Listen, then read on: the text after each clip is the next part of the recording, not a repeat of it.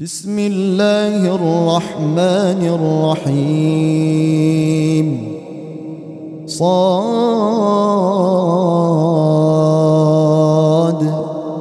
والقرآن ذي الذكر بل الذين كفروا في عزة وشقاق كم أهلكنا من قبلهم من قرن فنادوا ولا تحين مناص وعجبوا أن جاءهم منذر منهم وقال الكافرون هذا ساحر كذاب أجعل الآلهة إلها واحدا إن هذا لشيء عجاب وانطلق الملأ منهم أن امشوا واصبروا على آلهتكم إن هذا لشيء يراد ما سمعنا بهذا في الملة الآخرة إن هذا إلا اختلاق أأنزل عليه الذكر من بيننا بل هم في شك من ذكري بل لما يذوقوا عذاب أم عندهم خزائن رحمة ربك العزيز الوهاب أم لهم ملك السماوات والأرض وما بينهما فليرتقوا في الأسباب جند ما هنالك مهزوم من الأحزاب كذبت قبلهم قوم نوح وعاد وفرعون ذو الأوتاد وثمود وقوم لوط وأصحاب الأيكة أولئك الأحزاب إن كل إلا كذب الرسل فحق عقاب وما ينظر هؤلاء إلا صيحة واحدة ما لها من فواق وقالوا ربنا عجل لنا قطنا قبل يوم الحساب اصبر على ما يقولون واذكر عبدنا داود ذا الأيد إنه أواب إنا سخرنا الجبال معه يسبحن بالعشي والإشراق والطير محشورة كل له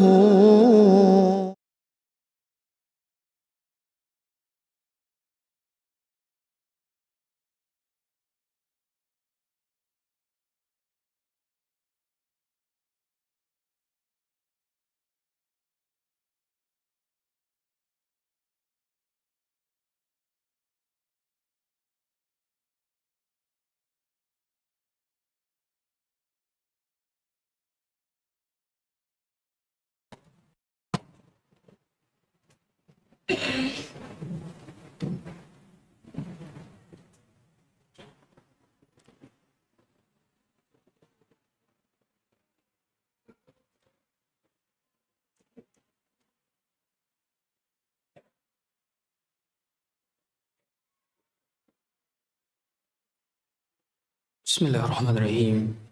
Assalamualaikum warahmatullahi wabarakatuh. Alhamdulillahi rabbil alamin. دائم الإفضال عظيم النوال. الصلاة والسلام على نبينا محمد مولى بلال البدر متلال وعلى آله وصحبه خير صحب وآل. أشهد أن لا إله إلا الله وحده لا شريك له وأشهد أن محمدا عبده ورسوله وصفيه من خلقه وخليله أدى الأمانة وبلغ الرسالة ونصح للأمة وكشف الله به الغمة وجاهد في الله حق جهده يتعده اليقين وتركنا على محجة بيضاء ليلها كنهارها لا يزيغ عنها إلا هالك.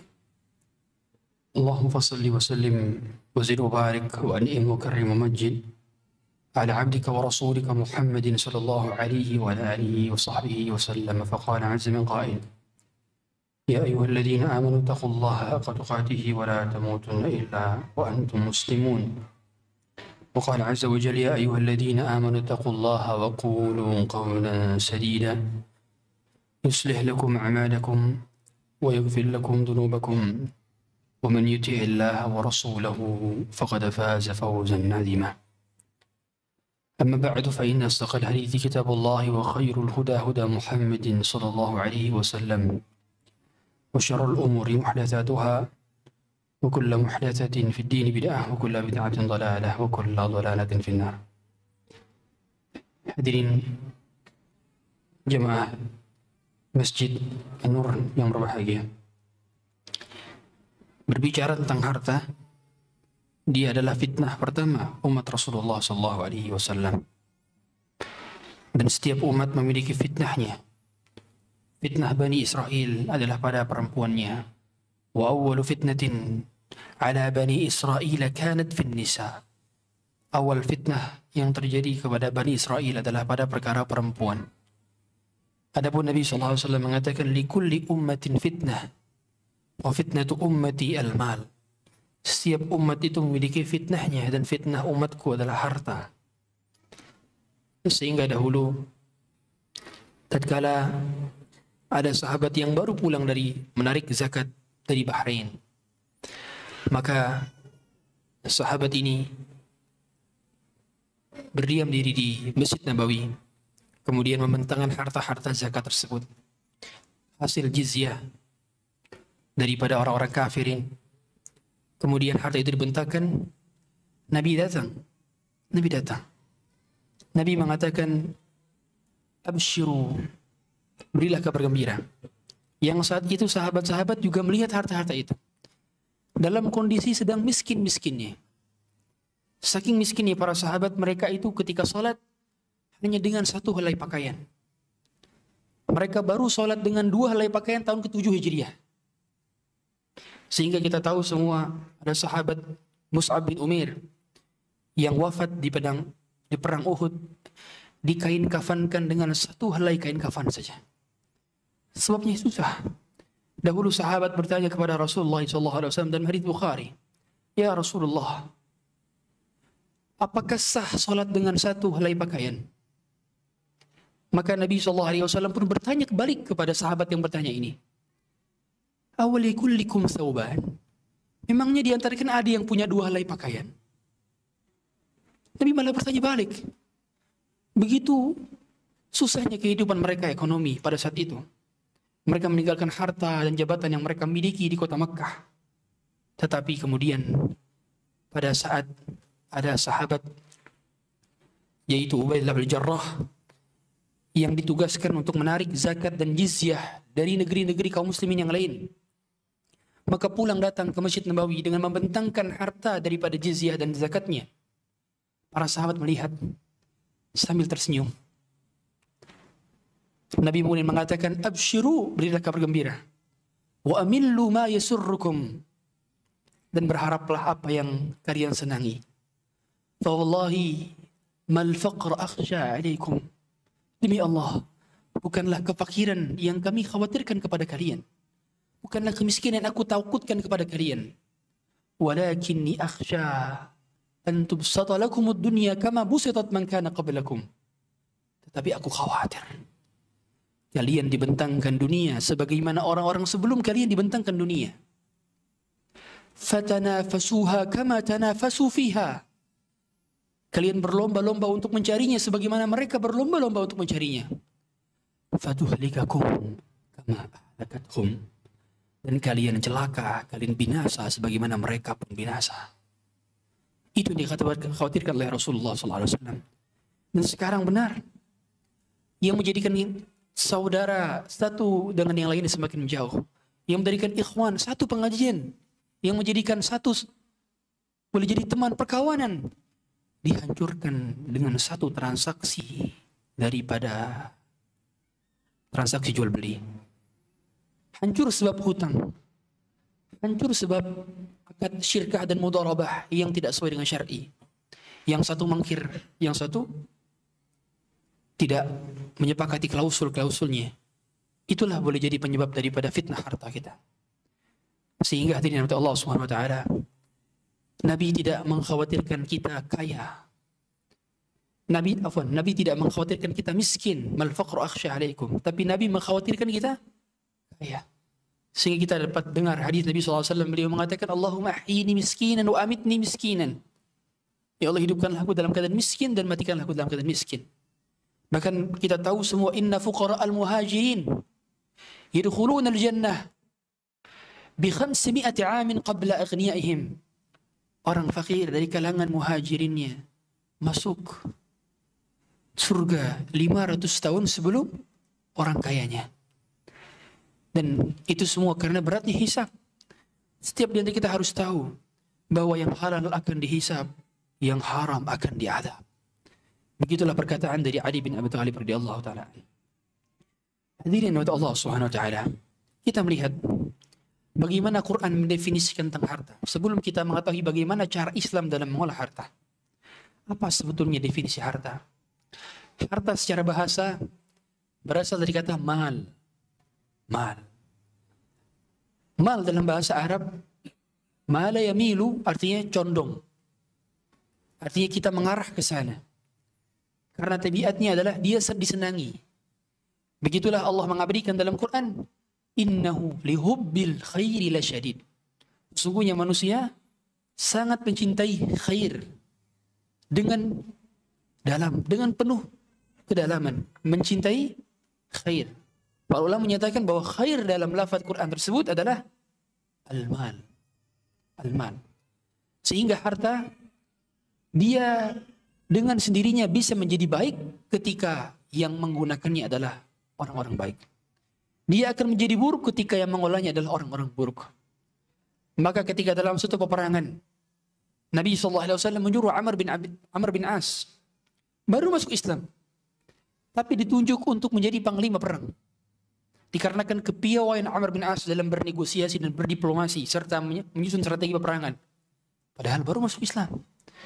Nabi memotivasi Amr, wahai Amr, pergilah berperang dan menangkanlah sehingga kaum muslimin mendapatkan ghanimahnya.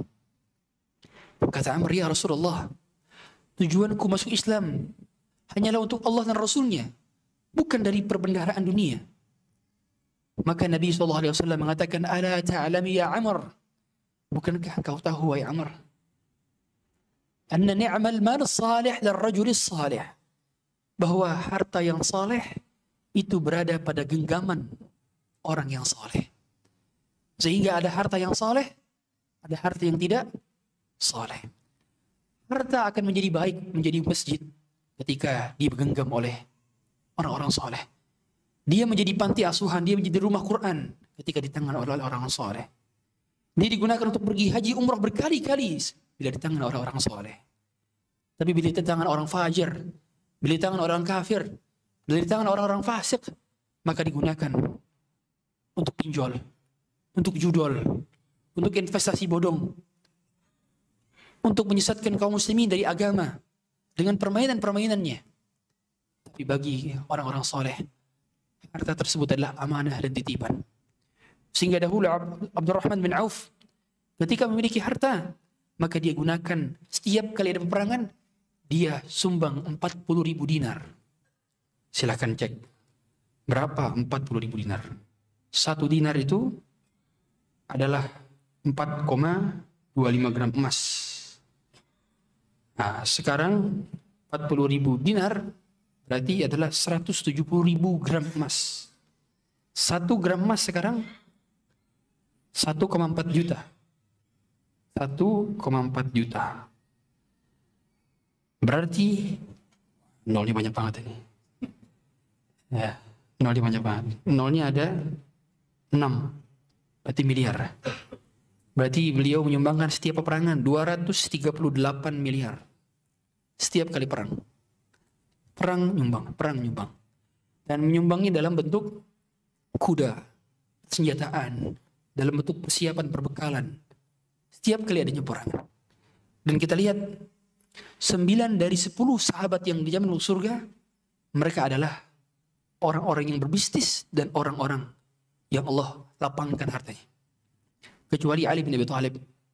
Sisanya adalah orang-orang yang memang Allah bentangkan hartanya dan mereka bermanfaat untuk umat daripada hartanya. Kalau kita perhatikan, sebagaimana ada ungkapan bahwa 9 dari 10 pintu rezeki adalah dari perdagangan. Satunya dari PNS. Bukan. Ya, ini itu ungkapan saja, bukan hadis juga. Bukan hadis. Ternyata bukan hadis. Tapi ternyata kita lihat bahwa banyak para sahabat adalah pedagang. Rasulullah SAW adalah pedagang. Tapi bukan berarti celaan bagi orang menjadi karyawan, tidak. Karena ada nabi yang menjadi karyawan, ada nabi yang menjadi pedagang. Nabi Musa jadi pedagang atau jadi karyawan? Karyawan. Pengembala kambing. Bahkan menjadikan profesinya untuk mendapatkan istrinya. Qala inni uridu an unkihaka ihda banatayya ala an ta'jurni 8 hijaj. Bekerja 8 tahun plus 2 tahun untuk bisa meminang istrinya dari Madian. Berarti tidak masalah kita menempuh jalur harta dengan perdagangan, kita menempuh jalur harta dengan pekerjaan selama halal. Rasulullah SAW pun pernah menjadi pengembala kambing. Bahkan ada sebuah hadis Nabi SAW katakan dalam hadis sahihnya, "Ma ba'atsallahu nabiyyan illa ra'al ghanam." Tidaklah Allah mengutus para nabi kecuali pasti pernah mengembala kambing. Jadi ada leadership pada sheep. Ya, ada leadership pada sheep. Karena tujuan Allah mengutus para nabi dan rasul untuk mereka bisa memiliki jiwa kepemimpinan. Karena umumnya kambing-kambing itu, umumnya mereka itu sulit diatur. Ada yang sulit diatur, ada yang gampang diatur. Begitulah replika daripada umat. Ada yang mudah diatur, ada yang sulit diatur. Sehingga Allah mentraining nabi-nabi terdahulu sebelum beneran menjadi nabi. Dengan cara mendidik mereka menjalani apa yang mereka lakukan dari pengembala kambing. Hadirin Allah Subhanahu wa taala. Harta dia pada dasarnya adalah wasilah. Dia pada dasarnya adalah wasilah. Dia sama sekali bukan tujuan. Kalau kita mau mengatur harta, maka kita harus tahu, faham polanya. Bagaimana Allah memberikan bentuk satu paket dalam kehidupan kita yang namanya apa? Rezeki.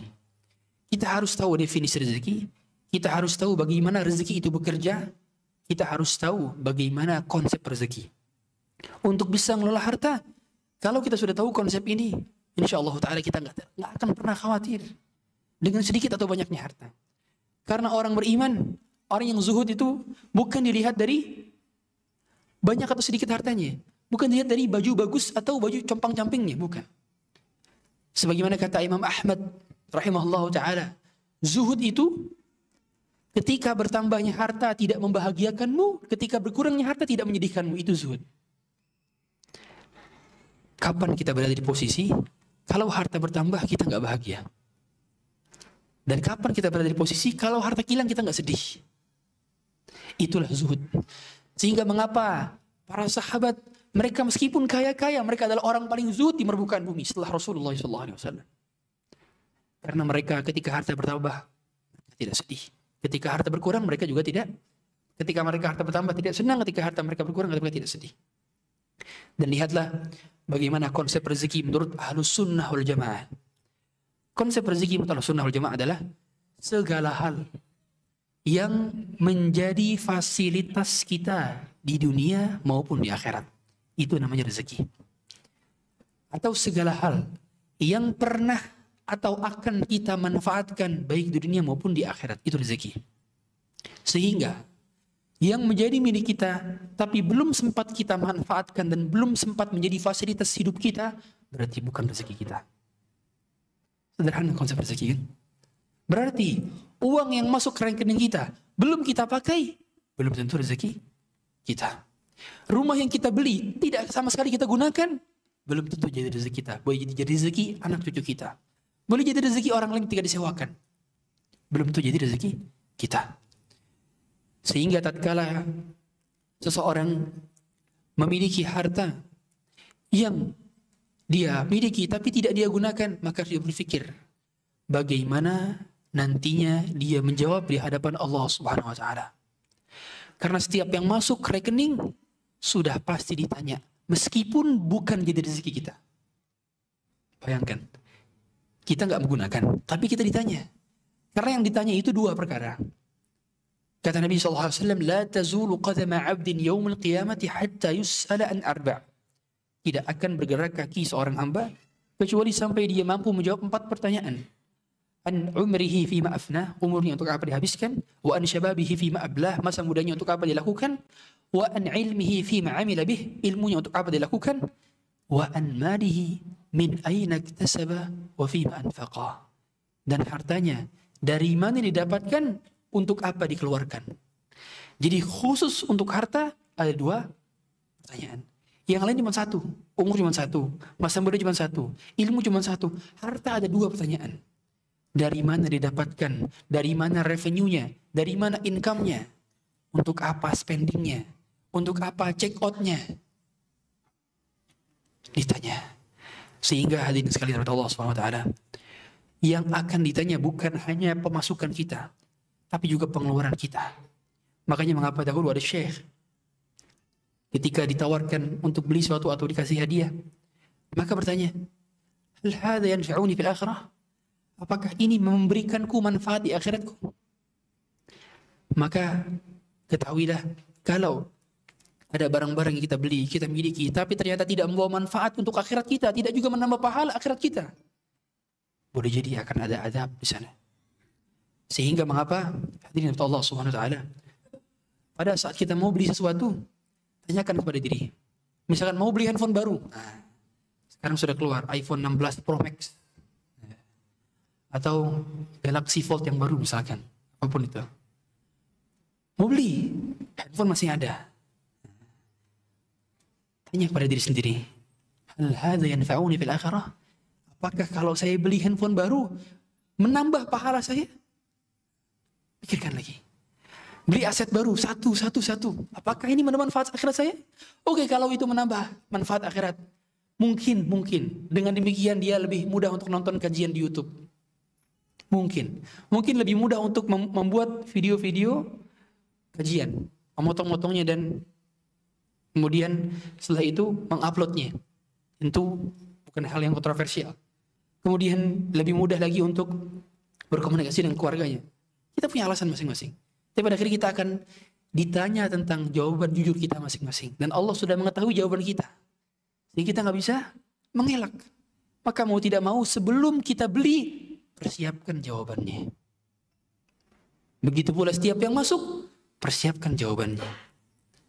Makanya mengapa hati-hati hadirin sekalian Allah Subhanahu wa taala? Karena masuknya harta ke rekening kita sudah pasti dihisab, tapi belum tentu kita gunakan. Dan sudah pasti kita tahu bahwa seseorang ketika masuk hartanya ke dalam rekeningnya, ke dalam dompetnya, tatkala dirinya itu bersumber dari yang haram, maka sudah pasti akan diazab. Bayangkan, ini sulit sekali kondisinya kan, di mana harta itu nggak kita gunakan, tapi ternyata masuk melalui jalur yang haram. Kemudian tidak kita maksimal, kita gunakan. Coba ditanya, diadab, nggak dimanfaatkan lagi. Karena kita tahu semua, seorang manusia tidak akan pernah diwafatkan sebelum tuntas jatah rezekinya. Inna nafsan lan tamuta hatta tastawfi rizqaha. Sesungguhnya jiwa tidak akan dimatikan sebelum tuntas jatah rezekinya. Dan sekaya-kaya apapun orang, segiat-giat apapun dia bekerja, dia tidak akan pernah melampaui jatah rezekinya. Sehingga kalau dia mengusahakan hartanya dari harta yang haram, hartanya segitu, dari yang halal segitu. Gak bertambah. Rugi ya? Rugi. Karena toh jumlahnya sama, tapi yang satu berpahala, yang satu dapat dosa. Rugi. Maka mengapain kita ngambil tender-tender yang haram? Ngapain kita transaksi riba? Ngapain kita transaksi gharar? Untuk apa kita bersengketa untuk perkara-perkara yang haram? Untuk apa? Toh kalau halal jumlahnya akan sama. Sebagaimana perkataan Nabi SAW, "Man kanat hammuhu dunya." Siapa yang obsesinya adalah dunia, ja'ala faqrahu baina ainaihi. Allah akan jadikan kefakiran di pelupuk matanya. Di pelupuk matanya. Dan Allah akan wafarraqa lahu syablah. Allah akan cerai-beraikan urusannya. Walam ta'tihi dunya illa ma qaddara lah. Dan tidak akan datang dunia kepadanya kecuali atas apa yang ditakdirkan untuknya saja. Dia kerja lembur-lemburan. Dia kerja lupa waktu, lupa ibadah, lupa kajian, lupa keluarga. Ternyata ujung-ujungnya adalah yang datang cuma yang ditakdirkan kepadanya. Wa man kanat hammahul akhirah. Siapa yang obsesinya adalah akhirat, ja'ala ghinahu fi qalbihi. Allah akan jadikan kecukupan itu ada pada hatinya. Ini hartanya yang sedikit tapi merasa cukup saja. Dia boleh jadi nggak punya sebanyak, dia nggak merasa fakir, cukup. Karena fakir itu relatif, kefakiran itu relatif. Ada orang sudah merasa kaya tapi merasa fakir saja. Makanya para ulama mengatakan kebahagiaan itu adalah ketidakbanyakan kepada kebutuhan, bukan kemampuan dalam mencukupi berbagai macam kebutuhan. Itu kekayaan, itu kebahagiaan. Sehingga kalau kita sudah mampu membuat segala hal, mampu kita butuhkan, mampu kita penuhi kebutuhan kita, itu bukan kekayaan. Kekayaan adalah ketidakbanyakan dalam kebutuhan, itu kekayaan. Makanya orang kalau sudah punya harta banyak tapi masih butuh ini, butuh itu, butuh ini, butuh itu, belum kaya, belum bahagia. Itu definisi kaya. Maka orang beriman tatkala tahu tentang definisi kaya, dia akan mudah berbahagia dengan harta-harta yang sedikit. Dia tidak tunggu kaya dulu untuk bisa berbahagia. Sebagaimana Rasulullah SAW bisa berbahagia dalam kondisi kemiskinannya, beliau pernah miskin. Sebagaimana Bilal bisa terbahagia dengan kondisi fakirnya. Sebagaimana Khabbab bin Arad. Sebagaimana Mus'ab bin Umair lebih bahagia kondisi fakirnya dibandingkan kondisi kayanya dulu dan kekufuran. Boleh jadi sedikitnya menyelamatkan, banyaknya memudaratkan. Boleh jadi.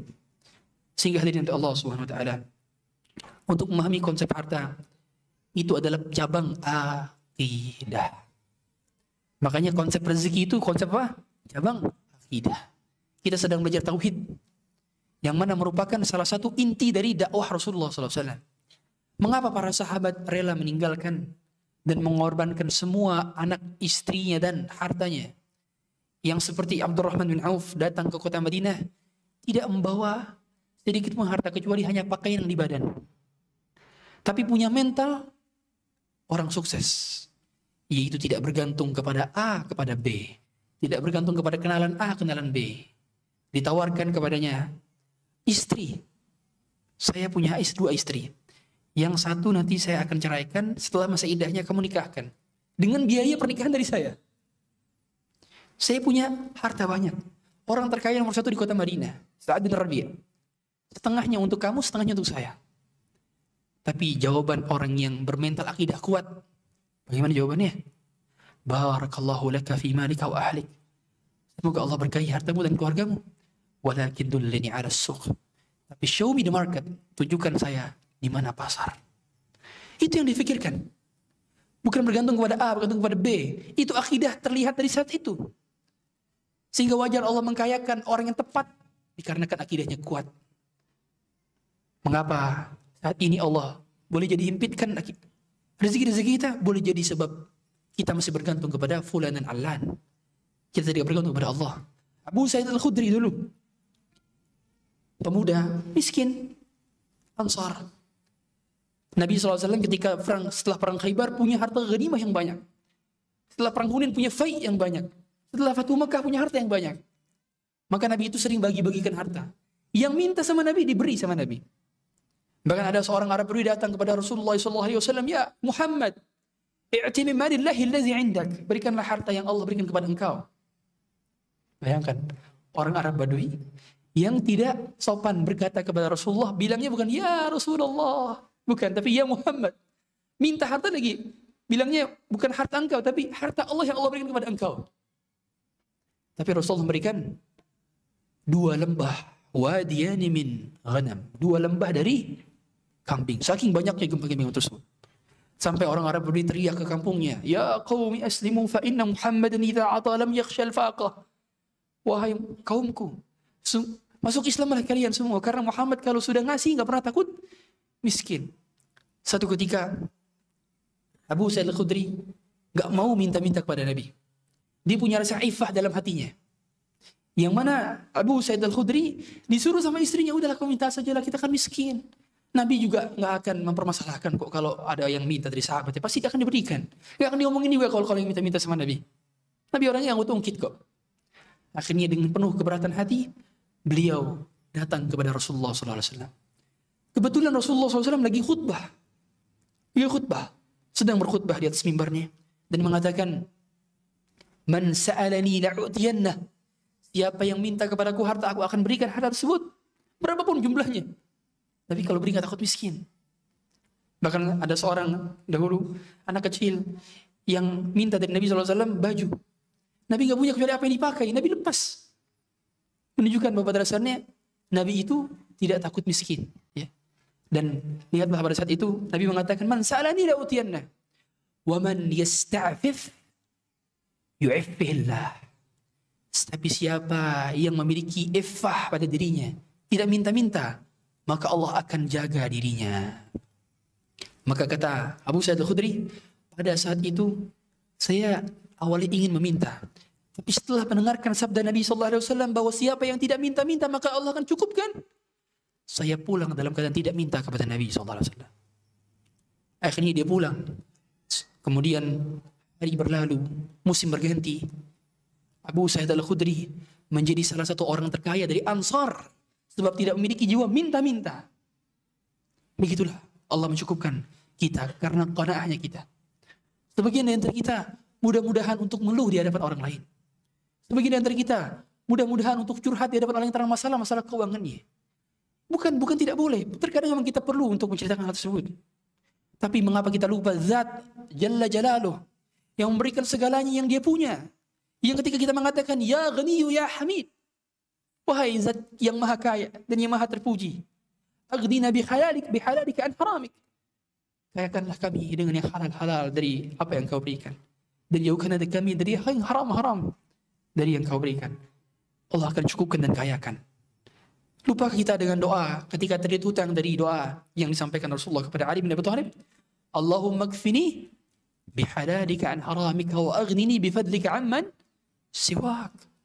Ini ada doa semacam itu, tapi kita lupa untuk mengungkapkannya. Maka pengaturan harta, selain daripada tahu kita konsep rezeki, kemudian kita harus tahu juga harta kita punya kewajiban untuk dikeluarkan berupa zakatnya. Allah mengabadikan dalam surah Al-Anfal bahwa orang-orang yang menginfakkan, orang-orang yang punya harta, walladzina yaknizuna adh-dhahaba wal fiddata wa la yunfiqunaha fi sabilillah. Mereka yang punya emas dan perak tapi tidak menginfakkan di jalan Allah Subhanahu wa taala, tidak memberikan dukungannya, mereka mendapatkan azab neraka Jahannam. Yauma yuhma fi nari jahannam fatukwa biha jibahum wa junubuhum wa dhuhuruhum hadza ma kanaztum li anfusikum fadhuqu ma kuntum taknizun. Allah mengabadikan di dalam Quran dalam surah Al-Anfal, mereka nanti dahi-dahinya akan dibakar. Jadi emas dan peraknya akan dilelehkan. Kemudian akan dibakar di mana? Di dahi-dahi mereka. Kemudian di lambung-lambung mereka dan di punggung-punggung mereka. dan akan dikatakan kepada mereka, hadza ma kanaztum li anfusikum. Inilah yang kau kumpulkan tapi tidak engkau keluarkan. Fadzuqu ma kuntum taknizun, rasakanlah apa yang engkau dahulu kumpulkan berupa emas dan perak tersebut. Sehingga hadirin sekalian rahmat Allah Subhanahu wa taala, banyak di antara kita tidak mencatat kapan mencapai nisabnya. Punya harta sudah mencapai nisab. Berapa nisab emas? 85 gram. 80 gram emas. Ya. Kalau perak 595 gram perak. Kalau emas itu 20 dinar, kalau perak itu 200 dirham. Dan itu banyak di antara kita tidak aware terhadap ini. Padahal kita wajib mengeluarkan pada setiap tahun Hijriyah. Jadi hitungan itu tahun Hijriyah, bukan tahun Masehi. Semua dalam Islam ini aturan fikihnya dibangun di atas tahun Hijriyah, kecuali satu. Apa satu? Perkara sholat. Perkara sholat itu mengikuti peredaran bulan apa matahari? Matahari. Kita tahu waktu sholat itu dari mana? Peredaran matahari. Selain itu, ikuti peredaran bulan. Untuk menentukan haid atau tidak, ikuti peredaran bulan. Untuk mengetahui bulan ini puasa atau tidak, ikut peredaran bulan. Semuanya peredaran bulan. Makanya termasuk zakat. Nah, banyak orang tidak memahami ini. Dan banyak orang tidak mengeluarkan zakatnya padahal sudah mencapai nisabnya. Dan orang tidak tahu bab fikih zakat padahal sudah kaya. Telat. Dan sudah kaya numpuk hartanya, Ustaz. Saya selama ini nggak pernah bayar zakat, Ustaz. Gimana ceritanya? Antum selama ini kemana saja? Di zaman Umar, orang-orang seperti antum ini nggak boleh masuk pasar. Karena syarat masuk pasar di zaman Umar bin Khattab itu harus apa? Paham fikih muamalah, paham fikih zakat, paham fikih jual beli. Kata Umar bin Khattab radhiyallahu ta'ala, kata beliau, la yabi' fi suqina illa man tafaqqaha fid din. Tidak boleh berjualan di pasar kami kecuali dia harus paham agama. Sehingga mungkin kalau Umar bin Khattab hidup di zaman sekarang, mungkin banyak toko-toko di marketplace itu disuruh pulang sama Umar. Gara-gara nggak paham fikih muamalah. Lalu bagaimana kalau sudah kaya, terlanjur kaya, tiba-tiba nggak ngurus zakat? Perlu mengatakan zakat itu wajib diqadha. Misalnya kita sudah kaya dari tahun 2010. Sekarang 2024. Tapi nggak pernah ngeluarin zakat. Berarti kita wajib mengqadha zakat 14 tahun. 14 tahun. Kalau dalam masalah solat itu ada khilaf mengenai qadha solat. Jadi kalau orang yang dahulu masa jahiliyah tinggal solat, apakah dia wajib mengqadhanya? Sebagian ulama mengatakan tidak perlu. Dia hanya memperbanyak solat sunnah saja. Tapi kalau dalam perkara zakat, para ulama ijma, konsensus. Nggak ada khilaf. Wajib membayar qadha zakat. Lihat, sudah berapa tahun hadirin kaya? Nah, yang senyum-senyum biasanya udah kaya sejak lahir.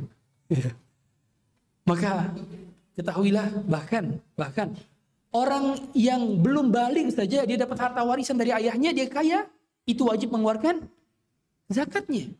Karena zakat itu nggak ada patokan harus balik. Bahkan orang yang tidak berakal saja tetap diwajibkan mengeluarkan zakat.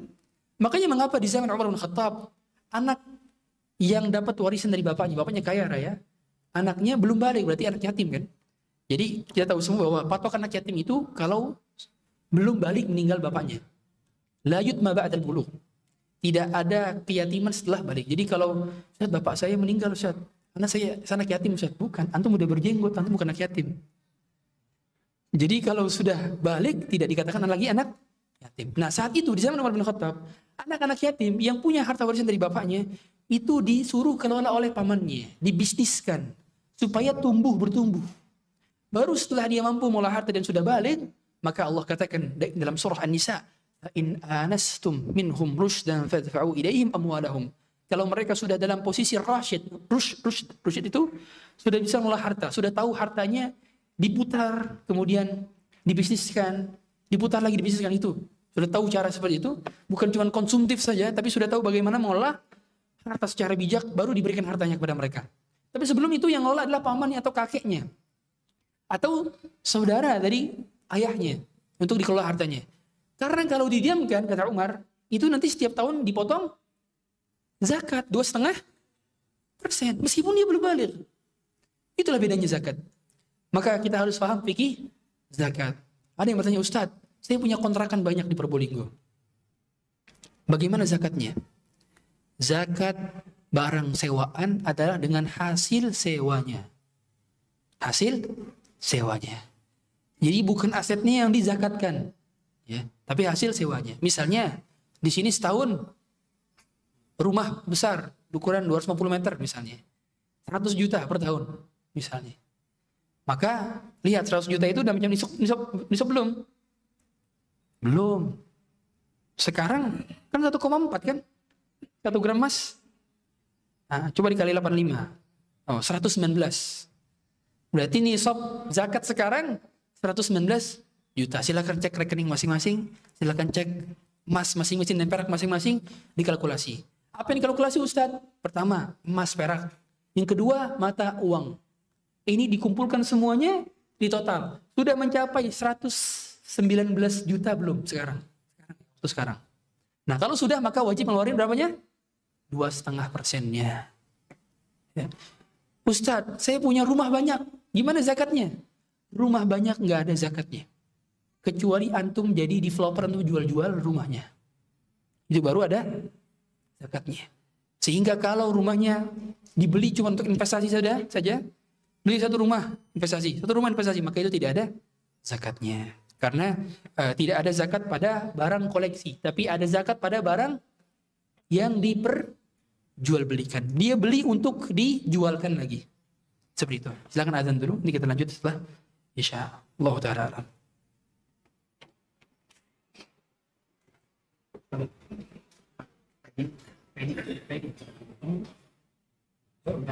Allahu Akbar, Allahu Akbar,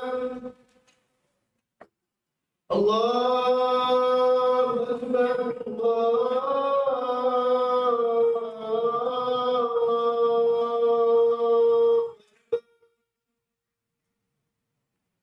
أشهد أن لا إله إلا الله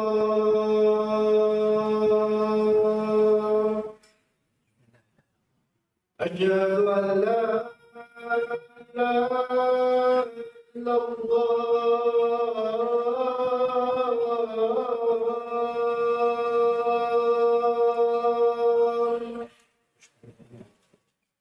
أشهد أن محمدا رسول الله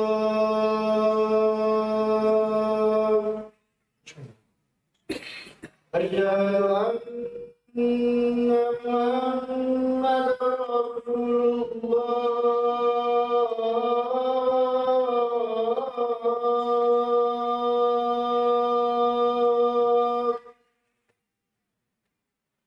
حي على الصلاة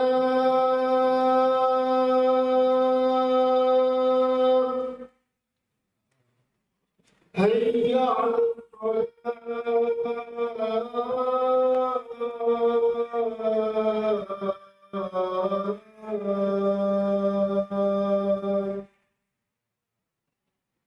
حي على الفلاح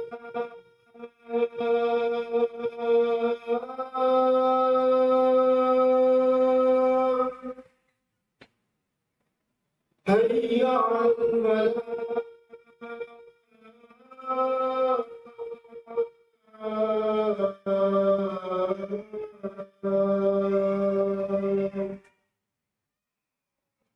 الله أكبر الله أكبر لا إله إلا الله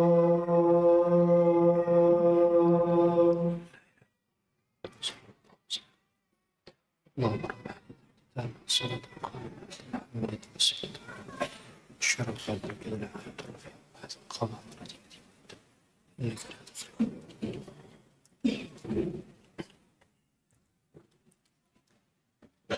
Hadirin Allah Subhanahu wa taala.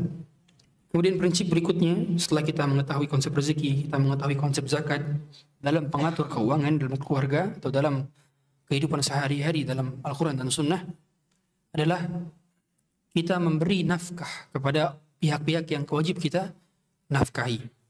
Bahwa pemberian nafkah kita kepada keluarga itu lebih utama daripada pemberian kita selain daripada nafkah. Bahkan lebih utama daripada infak ke masjid.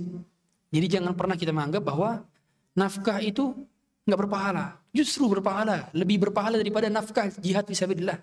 Kata Nabi SAW, dinarun anfaqtahu fi sabilillah, wa dinarun anfaqtahu ala al-miskin, wa dinarun anfaqtahu ala raqabatik, wa dinarun anfaqtahu ala ahlik.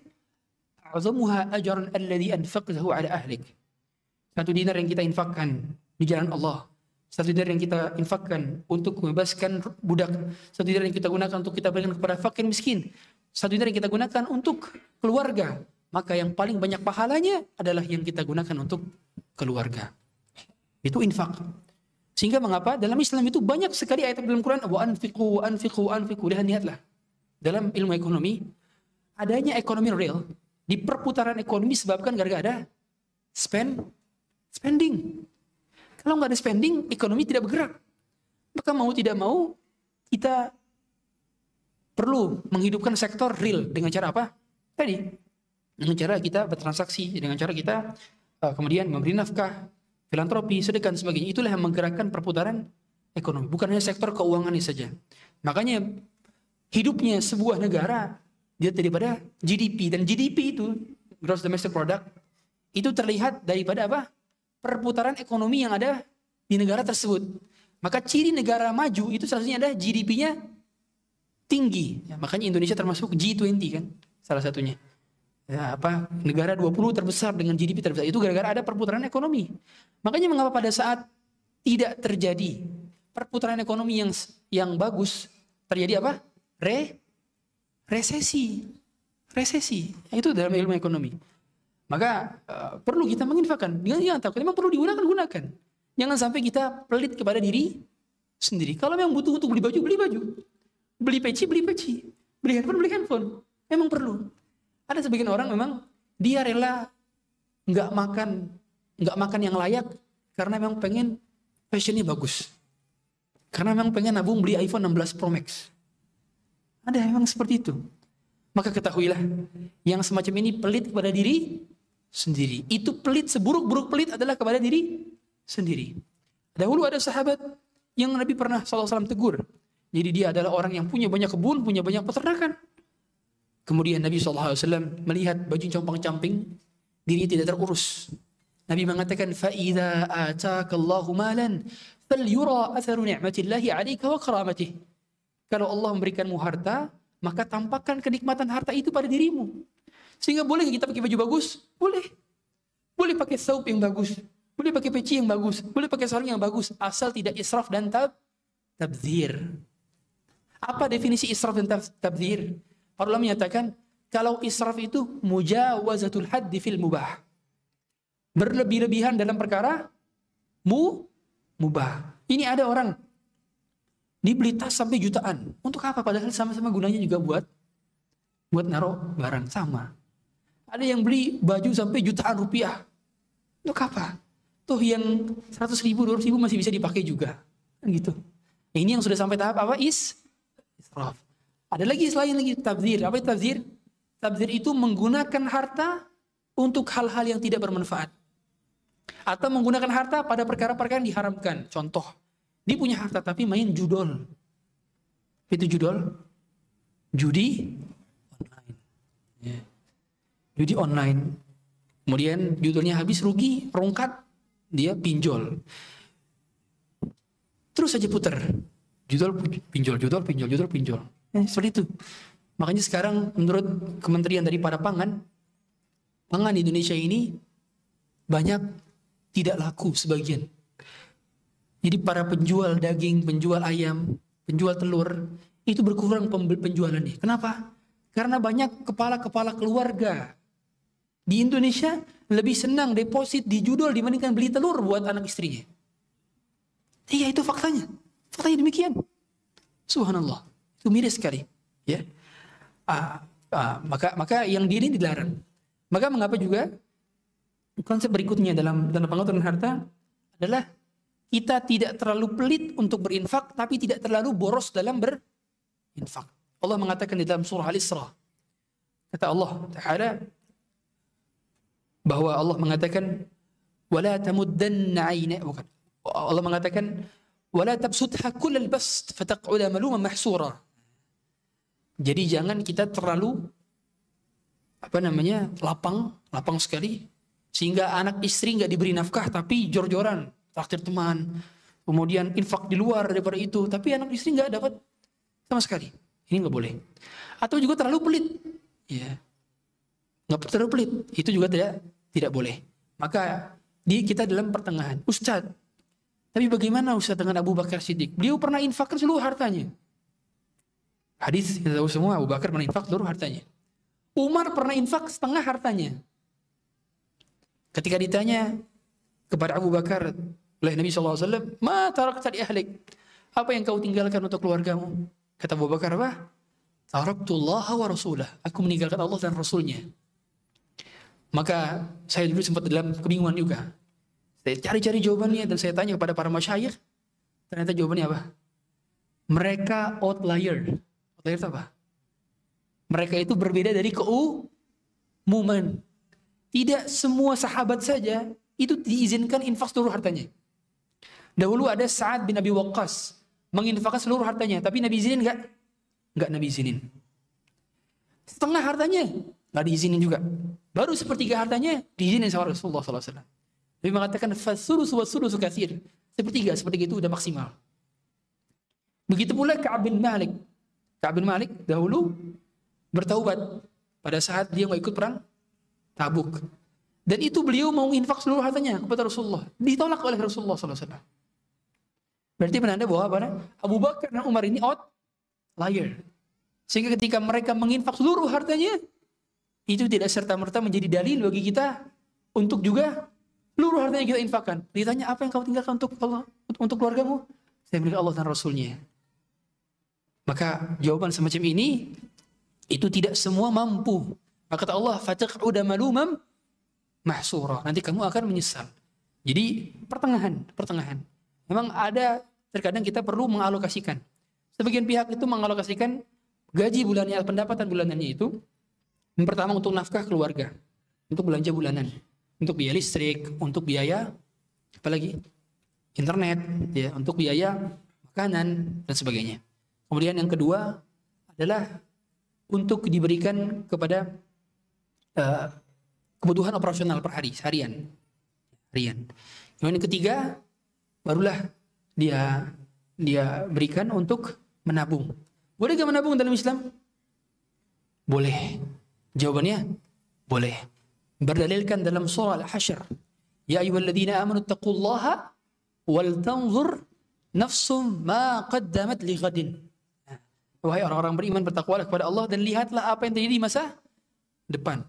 Nah, para ulama menyatakan bahwa itu bagian daripada kita bolehnya menabung untuk keperluan tertentu yang memang diperbolehkan dalam syariat. Seperti menabung untuk haji, umroh. Boleh gak? Boleh. Menabung untuk biaya sekolah anak. Apalagi sekolah-sekolah kita semakin hari semakin mahal biaya pendidikannya. Menabung untuk mengumrohkan atau menghajikan orang tua. Menabung boleh. Maka boleh kita sisihkan menabung sekian persen. Kemudian sekian persen lagi kita gunakan untuk apa? Untuk, ya ini adalah rehlah bersama keluarga misalnya. Boleh mengajak keluarga untuk jalan-jalan dan sebagainya. Atau biaya dana darurat dan sebagainya. Tapi yang paling penting, ketika ada sisa daripada dana tersebut dan mencapai nisab, sudah dalam rangka waktu setahun, maka dikeluarkan zakatnya. Jadi nafkah itu dahulukan. Menjadi potongan. Jadi dia nggak dikeluarkan, dapat income langsung keluarin zakat, enggak. Zakat itu adalah sisa daripada apa? Yang telah dikeluarkan dari harta yang untuk belanja. Nah, sisanya apa? Nah, itu. Termasuk tabungan. Tabungan tadi kalau belum terpakai, maka termasuk harta yang dikeluarkan untuk zakat. Dan pada akhirnya urutan-urutan tadi atau persentase setiap tadi nafkah bulanan berapa persen, ada yang mengatakan 60%, ada yang mengatakan 50% dan sebagainya. Itu tergantung income masing-masing dan prioritas masing-masing. Tapi dalam Islam diatur apa yang menjadi kebutuhan primer, sekunder dan tersier. Namanya dalam bahasa Arab ada dururiyat, hajiyat dan tahsiniyat. Itu beda. Dururiyat itu seperti apa? Nafkah bulanan, kepada istri, uang belanja, itu riyad. Ada lagi hajiyat. Hajat itu apa? Hajat itu adalah kebutuhan yang mana kalau misalkan ditinggalkan maka tidak lengkap kebutuhan itu. Misalkan apa? Sekarang seperti kuota internet. Orang kalau nggak punya kuota internet nggak bisa akses kajian di YouTube, nggak bisa. Maka perlu tuh hajat. Tapi kalau tahsiniyat sudah sampai tahap tersiar, apa contohnya? Jalan-jalan, beli baju baru, itu tuh tahap tersiar. Maka jangan sampai ketika gaji masuk tersiar dulu yang didahulukan. Gaji masuk, ganti iPhone dulu yang didahulukan. Salah. Terakhir. Nanti kalau sudah ada, sisanya. Tapi ala kulin, adanya pengaturan. Bagaimana pengolahan harta dalam Islam, itu semua diatur dengan ilmu. Kita nggak bisa mengatur kecuali harus dengan ilmu. Dan yang kedua adalah, kewajiban masing-masing harus diketahui dalam rumah tangga. Ingat, tugas suami adalah menjadi direktur keuangan. Tugas istri adalah menjadi manajer keuangan. Jangan terbalik. Jangan setiap kali kita dapat gajian, menabung di bank BINI, Bank Bini. Jadi, disetorkan langsung. Nanti kalau beli bensin minta ke istri. Ustaz, saya nggak bisa ngatur keuangan. Belajar. Kita laki-laki kan bisa belajar. Cara ngelola keuangan, belajar. Ya, jadi yang buat budgetingnya siapa? Istri buat budgeting. Mas, kebutuhan bulanan, beli popok, beli susu, beli sabun cuci piring, sabun cuci apa ya? Beli skincare istri. Nah, semua ditulis. Nih mas, totalnya sekian juta rupiah. Oke, ACC, tanda tangan, transfer, gitu. Bukan? Semua di store istri.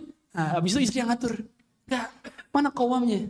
Laki-laki ingat bersifat kawam, pemimpin dalam rumah tangga, menjadi direktur keuangan. Itulah yang harus dilakukan seideal-idealnya. Maka yang belum bisa belajar keuangan, belajar. Karena pada akhirnya harta itu benda mati. Sebenarnya harta itu tidak perlu diatur. Yang diatur adalah kita, bagaimana cara mengatur harta itu. Karena harta itu sebenarnya benda mati. Jangan sampai diatur oleh harta, tapi kita yang mengatur harta. Sebagaimana para sahabat, mereka tidak menjadikan dunia di hati mereka, tapi di tangan mereka. Sehingga mereka bisa mengaturnya dan tidak menyibukkan mereka dan melalaikan mereka dari zikrullah dan salah. Sebagaimana Allah puji dalam Quran, rijalun la tulhihim tijaratun wala bai'un an dzikrillahi wa iqamis salat wa ita'iz zakah yakhafuna yawman tataqallabu fihi alqulub wal absar.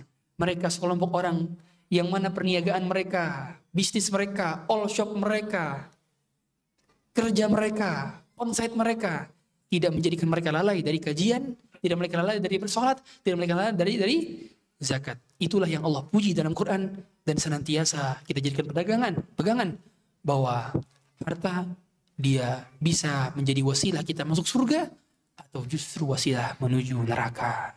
Wa'iyadzubillah. Demikian mungkin dapat kami sampaikan. Saya mau buka sesi tanya jawab. Yang bertanya saya kasih hadiah. Kami persilahkan, silakan. Sebelum bertanya, dapat hadiah dulu. Tafadhal. Ya. Silakan, tafadhal. Oh ya.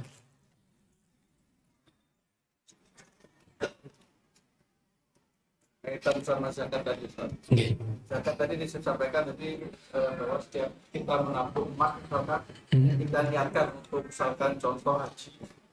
Itu kan sama, Betul. sudah melewati batas waktu zakat, itu juga lebih dari 200 juta. Betul. Apakah itu zakat? Dia betul dizakati. Jadi semua yang simpanannya emas maka dizakati. Bagaimana Ustaz biar nggak kena zakat? Bisa. Antum beli properti. Karena properti itu nggak ada zakatnya. Beli rumah 10, 100 nggak ada zakatnya. Kecuali kalau dijual. Ya, ini kalau misalkan dia meliquid, beli untuk jual, kolakan bahasanya. Nah, maka kena zakat perdagangan.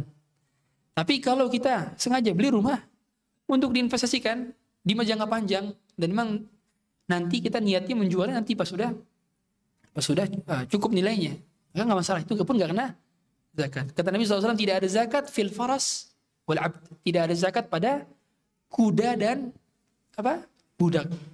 Nah, dahulu komoditas paling berharga orang-orang terdahulu itu dua, kuda dan budak. Jadi orang kalau sudah punya kuda atau dia punya budak salah satunya saja, itu adalah orang paling kaya di zaman dahulu. Ternyata komoditas yang paling kayanya orang kalau punya malah gak kena zakat. Tandanya apa? Zakat itu dengan dalil. Kalau nggak ada dalil nggak ada zakat. Bukan masalah yang paling kaya, bukan. Anda punya Lamborghini, punya X-Class, punya apa lagi? Tesla. Nggak ada zakat. Nggak ada zakat. Jadi bukan masalah yang paling berharga. Dia ngeluarin uang. Enggak. Patokannya dalil. Makanya mengapa tidak ada zakat profesi. Tidak ada zakat yang dikeluarkan bulanan. Dapat income langsung ngeluarin zakat. Zakat itu dikeluarkan tahunan. Karena yang ada dalilnya adalah tahunan. Makanya zakat itu tidak masuk bab muamalah. Anda kalau cari belajar fikih itu kan dibagi menjadi 4 bab. Fikih ibadah, fikih muamalah, fikih munakah, dan fikih jinayah. Ini fikih ibadah, fikih muamalat, fikih pernikahan atau fikih keluarga. Kemudian yang terakhir adalah fikih pidana. Nah, dalam fikih muamalah tidak ada bab zakat. Bab zakat adanya di mana? Ibadah. Dan kita tahu semua hukum asal ibadah adalah haram. Kecuali setelah kita apa? Ada dalilnya. Nah, gitu ya. Allahu a'lam. Barakallahu fiik. Ya kan? Kita tahu bahwa Allah itu Sallallahu alaihi wasallam. miskin. Yep. Tapi dia memudahkan kita, dia terlindung dari kefakiran. Ini gimana kita? Betul. Miskin berbeda dengan kefakiran. Ya. Tingkatan, kategori miskin itu adalah orang yang kebutuhannya, kependapatannya 50 sampai 99% dari kebutuhannya. Saya ulangi, miskin itu orang yang pendapatannya 50 sampai 90% dari kebutuhannya, pendapatannya. Adapun fakir adalah orang yang pendapatannya 1 atau 0 sampai 49% dari kebutuhannya. Jadi orang dia kebutuhannya 1 juta, gajinya 400.000. Fakir atau miskin? Fakir, karena pendapatannya 40% dari kebutuhannya. Orang kebutuhannya 100 juta, pendapatannya 99.999.000 rupiah. Fakir, miskin atau kaya? Miskin, hadirin. Meskipun pendapatannya 99 juta. Iya, barangkali istrinya 4, anaknya 20. Boleh jadi kebutuhannya 100 juta. Miskin. Gitu patokannya dalam Islam. Ya. Sehingga Nabi SAW berlindung dari kefakiran. Sebagaimana beliau mengatakan, Allahumma inni a'udzubika minal ma'thami wal maghram. Beliau juga berlindung dari kefakiran dan daripada terlilit hutang. Berlindung.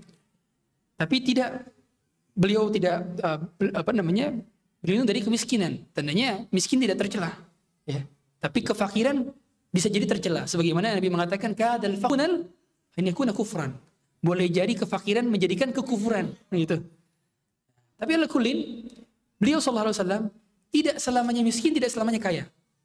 Jadi pernah dalam kondisi miskin, pernah dalam kondisi kaya. Jadi hidup beliau itu salah ketika beliau mengatakan, hidup itu orang yang miskin sekali. Enggak. Terkadang beliau menjadi kaya, terkadang beliau menjadi miskin. Karena siapa yang dapat ghanimah, bayangkan hadirin. Orang miskin mana yang sedekah, tapi bisa satu orang dapat 300 ekor unta. Beliau sedekah kepada siapa? Beri hadiah kepada Sofwan bin Umayyah 300 ekor unta. 1 ekor unta itu 100 jutaan kalau unta perang. Kalau unta normal 50 jutaan. Let's say 100 juta. Berarti Sofwan bin Umayyah dapat 30 M. Abu Sufyan dapat 100 ekor unta. Muawiyah dapat 100 ekor unta. Yazid bin Muawiyah dapat 100 ekor unta. Nadhr bin Harith 100 ekor unta. Malik bin Auf 100 ekor unta. Hakim bin Hizam 100 ekor unta. Bayangkan, berapa totalnya? Banyak. Apakah dapat dikatakan beliau miskin? Enggak, kaya. Karena orang sedekah dengan harta. Jadi menunjukkan bahwa bahwasannya beliau itu kaya, tapi memilih miskin. Itu lebih tepat. Beliau aslinya apa? Kaya, tapi memilih miskin. Jadi beliau nggak memilih hidup mewah, tapi memilih hidup sederhana. Tapi ala kulin, yang kita minta bukan kaya atau miskinnya, tapi yang kita minta adalah takwanya dari Allah Subhanahu wa taala. Jadi ketika jadi miskin, jadilah bertakwa. Ketika jadi kaya, jadilah bertakwa. Itu kuncinya, bukan kaya atau miskinnya. Karena ada nabi yang Allah miskinkan, ada nabi yang Allah kayakan. Dan itu bukan problem, it doesn't matter. Tapi yang penting adalah bagaimana kita bertakwa dalam berbagai macam keadaan. Itu kuncinya. Barakallahu fiik. Saya tanya dulu. Dari sini dulu, bentar. Nanti yang tanya tadi biar cepat habis ininya ya.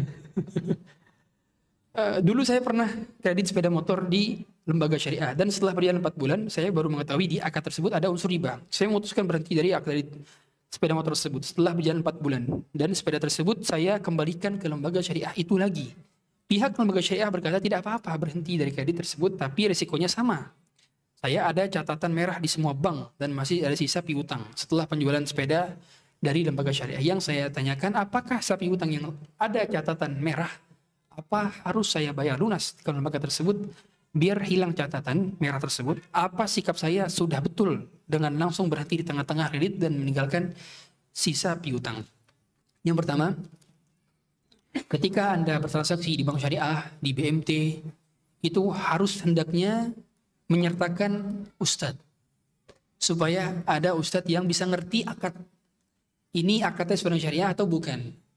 Karena terkadang hanya label saja, tapi tidak sesuai dengan fakta di lapangan. Maka kita sertakan, Ustadz Afwan, ini mekanismenya, caranya sudah sesuai syariah atau tidak? Oh, setuju. Oke, baru boleh. Meskipun memang di lembaga-lembaga syariah itu ada Dewan Pengawas Syariah, ada DPS. Tapi tidak menutup kemungkinan DPS-nya itu tidak 24 jam bersama. Saya pun DPS. Saya adalah certified DSN MUI, dan saya dapat sertifikat DSN MUI untuk mengelola lembaga keuangan syariah. Dan tugas DPS itu tidak 24 jam berada di kantor. Seperti sekarang, saya bisa di sini. Nggak ada di kantor, tapi menerima laporan dari syariah compliance di bawahnya. Terkadang luput, missing. Meskipun ada DPS, tapi missing. Akad-akad di lapangan. Makanya mengapa perlu cross check lagi berulang-ulang kali, adakah denda keterlambatan? Adakah klausul riba di mana ada pihak yang dia menjual tapi belum sempat memiliki barang? Lihat, karena umum pembiayaan itu akadnya murabahah, sehingga diperhatikan. Kemudian yang kedua, ketika ada missing daripada akad, maka kita bisa sampaikan dulu, mohon maaf, ini akad tidak sesuai syar'i, saya mau poin ini dihapus. Kalau tidak, maka kita batalkan akad. Bisa kayak gitu. Bernegosiasi, bisa. Kita bisa sertakan konsultan hukum untuk kita negosiasi tersebut, bisa. Ini tidak sesuai dengan syar'i, maka saya nggak mau ini, tolong coret, tolong hapus, kita buat klausul baru dan sebagainya. Sekiranya dia nggak mau, ya udah, konsekuensinya adalah kita membatalkan akad. Kita kan barang itu jadi milik kita, maka kita tutup piutang, kita tutup hutang yang sudah masih ada, kita tutup dengan cara menjual aset kita. Ya, misalkan tadi cicilannya udah kepenuhi setengahnya, akhirnya kita sisa utang setengah lagi. Contoh misalkan tinggal berapa? Harga motor berapa sekarang? 30 juta lah, NMAX misalkan, ya. Atau PCX 30 juta misalkan. Kita sudah bayar 15 jutanya, udah clear nih. Tapi kalau kredit bisa 40 ya, kredit 40. Nah itu misalkan kita udah bayar 20 jutanya misalkan, sisa 20 juta lagi. Maka kalau kita membatalkan akad, kita bisa menjual motor tersebut, kemudian hasil penjualannya dibayar untuk sisa hutang. Nah, sehingga kalau kita menjual, misalkan kita jual dapat 25 juta. Berarti kita bayar 20 juta ke dia, 5 jutanya masih sisa buat kita. Nah, itu salah satu cara ketika kita memfasahkan akad. Jadi barang yang sudah diakadkan itu sudah menjadi milik Anda. Sehingga Anda boleh menjualnya. Ya. Meskipun kalau di hukum Indonesia itu ada hak fidusia. Hak fidusia itu yang agak repot. Ya. Makanya mengapa itu bisa disita oleh mereka, tapi harusnya divaluasi sesuai dengan nilai pasar. Nggak boleh dijual secara zalim. Karena di antara akad perbankan yang zalim adalah menjual barang sitaan tapi dengan harga jauh di harga pasar. Itu nggak boleh. Tapi kalau harga pasar normal itu boleh. Itu yang di problem biasanya. Ya, tapi oleh kulin hendaknya kita bisa bernegosiasi. Ya. Makanya mengapa pastikan dulu lembaga tersebut syariah compliance-nya sesuai dengan apa yang di lapangan. Allahu a'lam. Bagaimana mengolah gaji seorang yang bujang, di mana keadaan orang tua sudah tercukupi dan keluarga sudah tercukupi, dialokasikan untuk bagaimana gaji tersebut terkait primer, tersier dan sekunder. Untuk nikah lah. Untuk apa lagi hadirin? Bujang. Antum yani syabab menikah. Jangan tunda-tunda nikah. Fitnah nggak nikah ini. Ya. Ini apa Fadl? Jangan jadi Abdurrahman bin Auf dulu ketika datang ke kota Madinah nggak bawa istri, nggak bawa anak, nggak bawa keluarga, nggak bawa harta sedikit pun. Ditawari istri, ditawari harta, nolak. Langsung berdagang saat itu juga. Di hari itu langsung untung. Gimana Ustaz nggak punya modal? Itulah. Bisnis itu modalnya trust yang paling utama. Apa? Kepercayaan. Buktinya Abdurrahman bin Auf nggak punya modal harta. Mana modalnya? Nggak ada. Ya, nggak ada yang digadein, nggak ada PPKB digadein, nggak ada. Saat itu mana? Nggak ada. Tapi trust. Hari itu semua untung juga, dapat laban dan akid dari beberapa susu dan juga gandum. Dapat tuh. Beberapa pekan kemudian beliau tercium dari aroma apa bukan tercium, ada warna kuning di bajunya. Kalau warna kuning di baju itu tanda ada parfum perempuan. Karena parfum perempuan itu dicampur dengan za'faran, dengan syafran. Ya. Itu ciri khasnya. Tapi wanginya itu ke dalam, nggak nyengat. Nabi melihat, sallallahu alaihi wasallam. Engkau baru habis menikah, ya Abdurrahman. Iya. Ala syai'in. Dengan mahar apa? Kata beliau, ala wazni dawati min dhahab. Dengan beberapa gram emas. Jadi beberapa pekan di Madinah, dulunya jomblo. Karena istri dan anaknya nggak ikut. Ya kan? Jadi bujang itu. Bisnis, untung sedikit langsung ngapain? Nikah.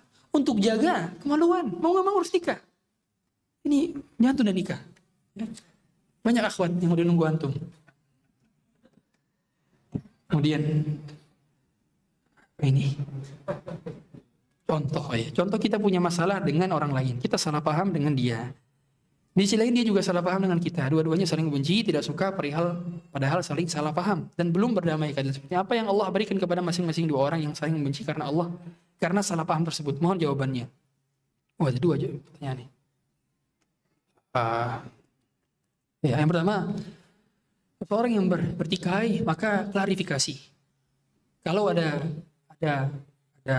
salah paham maka langsung klarifikasi. Tabayyun, apa susahnya tabayyun? Tanya, klarifikasi. Itulah yang menjadikan kenapa banyak khilaf di antara kita gara-gara miskom. Salah paham. Maka tabayyun. Ya, dahulu fitnah yang terjadi di kalangan sahabat itu juga gara-gara awalnya apa? Miskomunikasi. Apa yang menyebabkan perang Jamal terjadi? Apa yang perang Siffin terjadi? Antara Aisyah dengan Ali, antara Muawiyah dengan Ali. Apa penyebabnya? Miskom. Maka contohnya ketika beliau mengantarkan Sofiyah pada malam hari setelah itikaf. Maka ada dua orang Ansor yang jalan cepat. Tiba-tiba cepat jalannya. Nabi sedang bawa Sofiyah. Saat itu gelap, gak kelihatan. Orang Ansor tiba-tiba jalannya cepat. Kata Nabi, ala rislikuma innaha Sofiyah. Pelan-pelan aja jalannya, ini Sofiyah tahu. Padahal dua Ansor itu nggak nanya kepada Nabi. Nabi sama siapa? Enggak. Tapi Nabi klarifikasi duluan. Para ulama mengatakan, kalau ada potensi suudzon, maka lebih baik klarifikasi sebelum daripada sesudah. Itu poinnya. Apa hukumnya mengambil beasiswa pendidikan yang didanai sponsor oleh bank? Lalu yang kedua, semua pasti dimintai pertanggungjawaban di akhirat. Lantas apakah nanti keluar kita juga dimintai pertanggungjawaban kita kata salah pahaman kita orang lain? Oh ya. Kalau beasiswa pendidikan tersebut dari bank konvensional dan umumnya itu ada klausul atau pasal di mana kita wajib mempromosikan bank tersebut. Dan itu tidak boleh. Itu ada unsur ta'awun alal ism, ada kontribusi terhadap kesesatan. Tidak boleh kita mempromosikan bank konvensional atau bank ribawi. Ya, maka cari beasiswa dari lembaga pendidikan. Seperti di Indonesia ada LPDP atau lembaga dari yayasan-yayasan tertentu. Itu bisa. Atau justru dari lembaga kampus tersebut. Ya, itu bisa. Allahu a'lam. Lebih utama mana?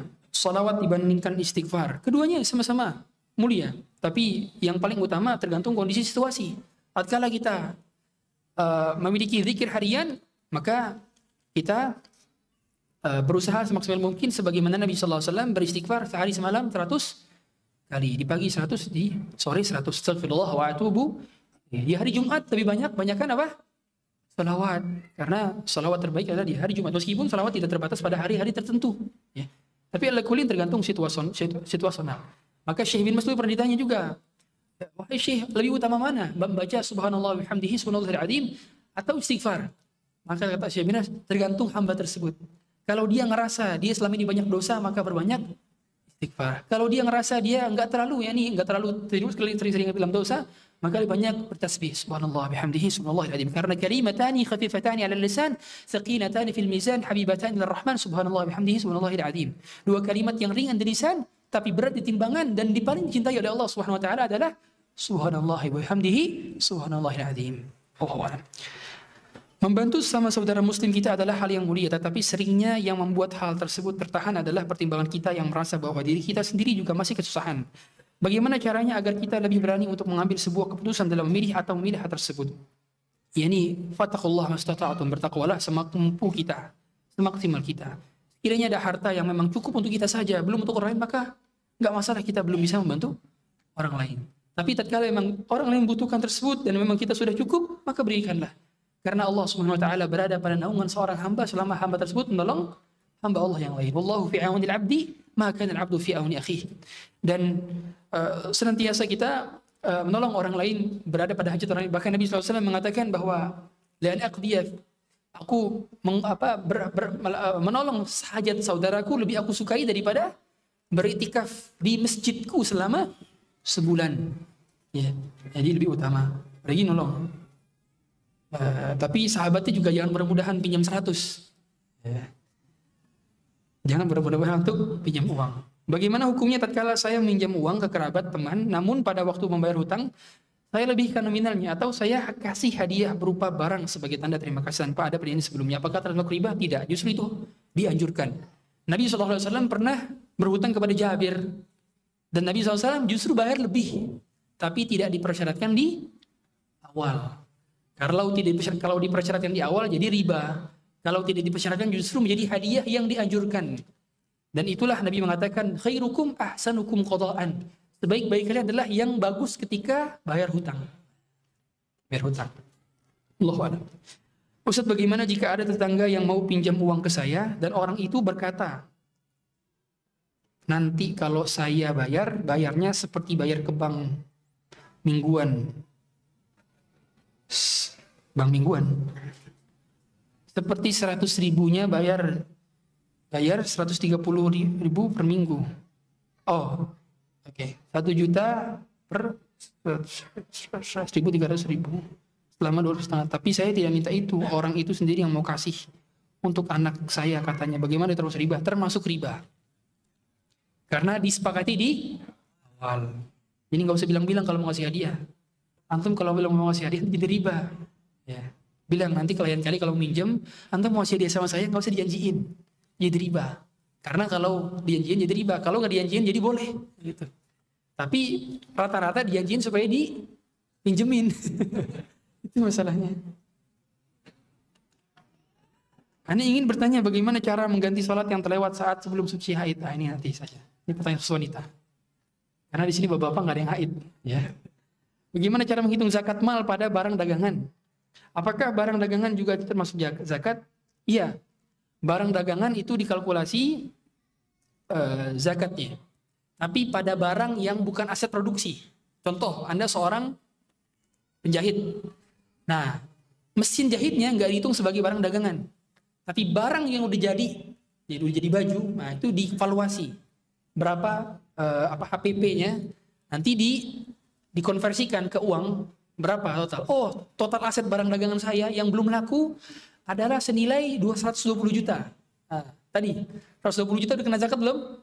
Sudah. Karena tadi disampaikan 119 juta, ya kan? Nah, itu berarti sudah termasuk kena zakat, ya, dari barang dagang. Kalau belanja di toko oren ada 2 pilihan, COD dan transfer. Sama-sama gratis ongkir, tapi dalam COD ada biaya tambah. Biaya penanganan karena ada risiko barang ditolak. Kalau transfer tidak ada biaya penanganan. Apakah transfer itu riba? Tidak. Karena transfer tersebut itu bukan berdasarkan bukan berdasarkan pengendapan uang di Shopee Pay-nya. Kita tahu semua kalau ada pengendapan dalam uang tersebut, sebagian ulama mengatakan itu riba, kita mendapatkan grades ongkirnya. Maka kalau ada persyaratan nggak harus pakai pay-payan, ya, jadi boleh transfer, boleh COD dan sebagainya, maka itu berarti termasuk diskon atau voucher yang diperbolehkan. Karena dia tidak ada persyaratan harus nabung di ShopeePay atau di GoPay atau di OVO atau di Dana dan sebagainya. Sehingga setiap kali ada diskon dari persyaratan harus top up dulu, maka itu termasuk riba. Allah. Bagaimana hukum menabung emas di Pegadaian? Apakah boleh jika menabung dalam bentuk uang bukan dalam bentuk emas? Gimana cara menabung dalam bentuk uang di Pegadaian? Tahu saya, kalau gadai emas di Pegadaian itu adalah kita minjem uang, kita gadai emas. Dan nanti emas kita itu kena fee karena jasa penitipan. Nah, ini adalah penggabungan antara akad hutang piutang dengan akad jual beli, yaitu akad jasa. Sedangkan Nabi SAW mengatakan la yahillu salafun wa bai'un. Tidak halal penggabungan antara akad hutang piutang dengan akad jual beli. Karena dikhawatirkan menjadi persyaratan dalam akad hutang piutang sehingga hal itu termasuk ke dalam riba.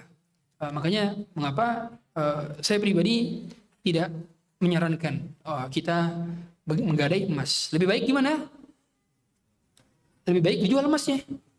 Nanti kalau punya uang beli lagi. Nah itu sudah cara paling halal, cara paling benar daripada gadai emas. Allah a'lam. Kemudian yang ke banyak saya ini. Nanti mohon maaf kalau hadiahnya nggak cukup ya, karena pertanyaannya banyak, hadiahnya cuma segini. Ya secukupnya saja. Apakah kita boleh mencatat seluruh pengeluaran secara terperinci termasuk infak sedekah harian? Kalau tujuan untuk mengevaluasi boleh. Tapi kalau tujuan untuk menghitung-hitung, yakni kebaikan-kebaikan untuk diungkit-ungkit tidak boleh. Ya, Allah a'lam. Apa hukum mengambil beasiswa pendidikan di bank? Tadi udah.